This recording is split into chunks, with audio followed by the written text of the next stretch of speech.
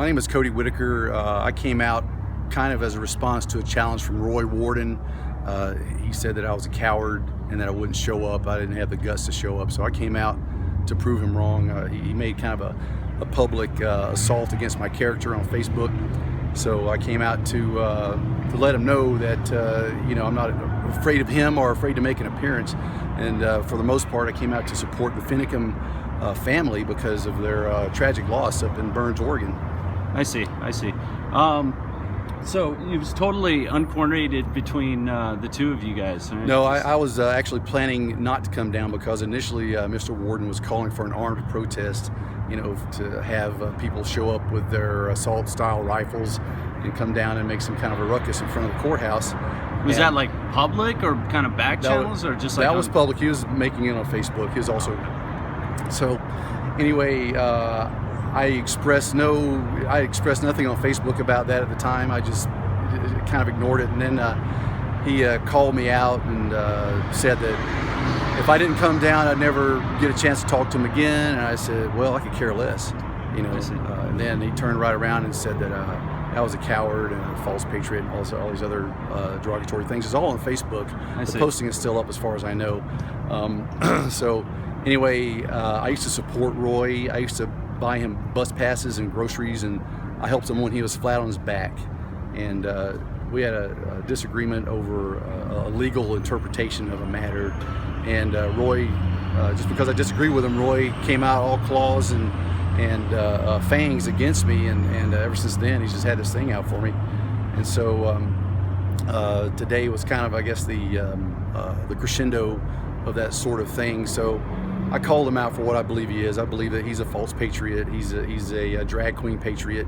His megaphone is his bird seed, and it's a strap-on penis, if you ask me. It's a false projection of what I think he stands for. Every time I've seen him get involved with a cause of some kind, he winds up short-circuiting it. He winds up undermining it. And so he has no real substantive proof of his support for the Finicum family other than demanding an armed march. And you do, have you supported Finicum, kind of? Morally, yes, exactly. I see. I think that he made a mistake going up there. Okay, I did not agree with him going up there. I think he should have stayed down here. He has a ranch and a family in northern Arizona now that's basically bereft of their father, their patriarch, I would say. So anyway, I think he was probably well intended, but he made a huge mistake going up there. And so, in fact, that was my opinion about the rest of the people that went up there for the Occupy portion of it. They show up in town. They weren't asked to come up there. They just show up in town with guns, and they expect the people of Burns, Oregon, to be accommodating. And it turned out they weren't very welcoming. And so to me, Roy Warden kind of personifies that sort of false patriotism, and he just uses it, in my mind, to elevate himself to some sort of hero status, which he isn't.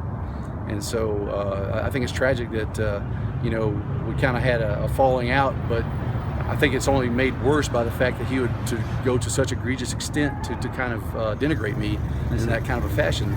So there's no, he doesn't understand, private communication or decorum or, dignity, I should say. He doesn't understand the dignity of coming to terms with someone you disagree with. He has to just broadcast his disagreements, in the public arena. And so I came back. I lashed back, and I believe I was justified in what I said about him. I see. So I don't think that I did anything wrong by showing up down here. You're clearly really passionate about this issue, the BLM and stuff Certainly, like that. Yeah, I think we've had a complete usurpation of states' rights, but it's not because the states are ignorant to what's going on. The state governments have a big hand in this. They know that they can claim that property at any time. It's in Title 15 of the United States Code. All they have to do is petition the government through the Secretary of Commerce to get the lands back. That's all they need to do. And you have a lot of people that want to turn it into a huge lawsuit or some kind of an armed revolt when the law already accommodates the redress for the grievance. If the states want to take their lands, they have the right to it. All they have to do is request it, and it's a simple process. There's no big deal. So you feel like they haven't really tried to do that? No. And it's not for lack of me telling everybody, because I tell everybody every time that comes up, issue resolved very quickly. It's a petition to the federal government to relinquish the lands, and so there's no. But for some reason, you have a segment of people that have to make themselves a center of attention and skylight themselves and make sure that they get in the media about their causes. When this is all said and done, Roy Warden's going to go back and he's going to write something bad about me on his internet, his webpage, and it's not going to accomplish anything. So my concept of what really should be done is, one, if there's a petition that's made, we need a petition certainly to have LaVoy's death investigated, because I believe that was wrong. But we also need to petition our state government to simply apply to have the lands returned to the states. End of the problem. Do you think it's as much of an issue in Arizona compared to Nevada? I know Nevada has a higher percentage of public or federally owned lands. Well, do you think it's as much of an issue here? I would say it would depend on the locality, because Tucson, quite frankly, is like being in Berkeley. It's just not that quote conservative or patriotic. I don't know how you want to address it, but it's depends on the locality. Out in the ranges where people are experiencing these problems, they have a huge desire to get the federal government off their back. But the state government looks at it as a matter of, well, if we do this thing, we're going to lose all this federal funding. And so in that respect, they're basically selling our rights to have access to our own lands for some dead presidents, as we used to say back in the day. So it depends on the locality, and I think almost every state is really a hot issue up in Utah. The Utah legislature has taken this on big time, and they have resolutions and acts they're passing right now. I believe the state of Arizona passed one last year, but the new governor vetoed it, and it never came back up for a revote for some reason. So I don't know what the current status is of ours. I've got a lot of other things I'm doing, so I can't focus on that particular thing. But my interest in legal research led me to discover at least that there's a way of petitioning the Secretary of Commerce to get the lands returned. All they have to do is pass a law. How hard is that? Do you feel like there are many Arizona state legislators that are very sympathetic to your cause, or not? I would say there's my guess would be roughly a third. They're really outspoken and committed to it. I mean, they did pass a law through both houses of the legislature last year, so there's enough people that are aware of the potential, to affect their political careers, at least, that they enacted the law, or they passed the law, but the governor, vetoed it. So that was the end of it.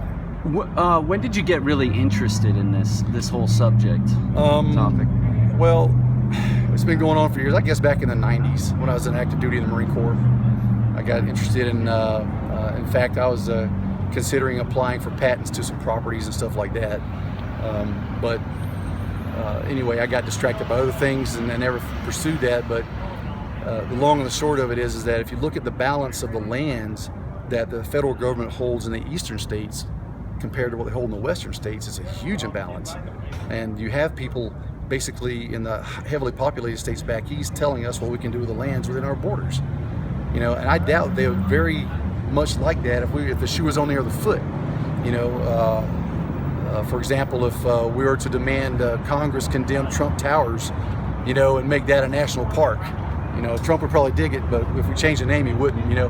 So the long and the short of it is there's a huge lack of perspective on the part of people in the eastern states, because they don't have the interference with their ability to move about in their state lands and stuff like that. So the impact on them isn't as great, so they're not aware of it. But I'd say in the western states it's getting a lot of attention, until they get across the border in California, then it's totally forgotten over there.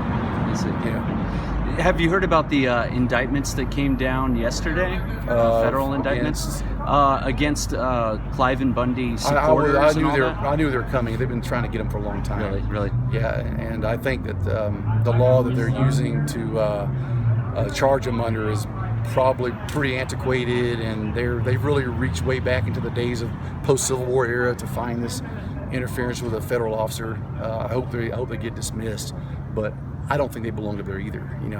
I just don't. They in my mind, they should stay at their homes. They had enough trouble at home. They should just stay there and tended their own fences. And when they had the falling out up there in Nevada last time, thousands of people showed up to support them. And that's a distinction between what happened in Nevada and up in Burns, Oregon. No one sent out a request. There was no call from Burns, Oregon, to come up here and help us out. And so, they show up with guns and, they're all camoed up and whatever. That's just kind of an aggressive stance. I see.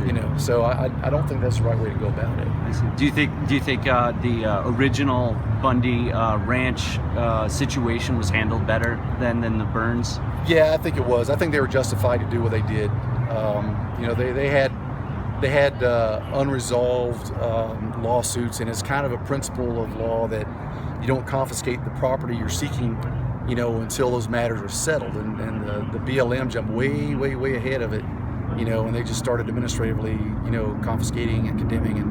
And so I think, the Declaration of Independence kind of covers that little bit of a problem, which, by the way, that's part of our organic laws, the Declaration of Independence. It's not just some document that's pinned up in Washington, D.C. in the Smithsonian. It's a real living legal document. It's got power and force. And so, we have the right to alter, amend, or abolish the government that we have. And I think that they had an emergency situation and they showed up prepared to deal with it. I wasn't up there, but I really commend the guys that were. So, who's to say if something were to happen like that down here, I might be involved. I don't know. But, it's just, you have to, I think people really need to see what's going on. They're not, I think people are just so distracted with their own circumstances that they can't be bothered, with a lot of what goes on out there. They don't understand how the assault on the ranchers is actually going to cause our food prices to go up. You create a cattle shortage, well, guess what? People like steak, and people of all incomes like steak. It's not just the rich people that can afford it. It's going to be the poor people that can't get it anymore. So, there's a whole lot more wound up into this than, you might think at first sight, like, just some uppity rancher out there telling the feds to screw off. There's a history behind all this stuff that people aren't aware of. There are a lot of provocations and a lot of boundary movements and those kinds of things. And they have plenty of reason in my mind to be, antagonistic against the federal government, because the feds have failed their end of the bargain. They really have. Do you plan to stay involved in this? More protests, or just more of your own kind of personal work on it? I will. If someone asks me to do something, I'm going to consider it. I like focusing on legal responses, because there's a lot of remedy available out there, and I don't think the showboating does anybody any good. And that's what I think Roy Warden was doing, is just showboating out here just to show he could draw a crowd. He set up the counter protesters. You missed those, I guess. There were counter protesters that came over. He's friends with those people. So it's a big circus setup from the get-go, and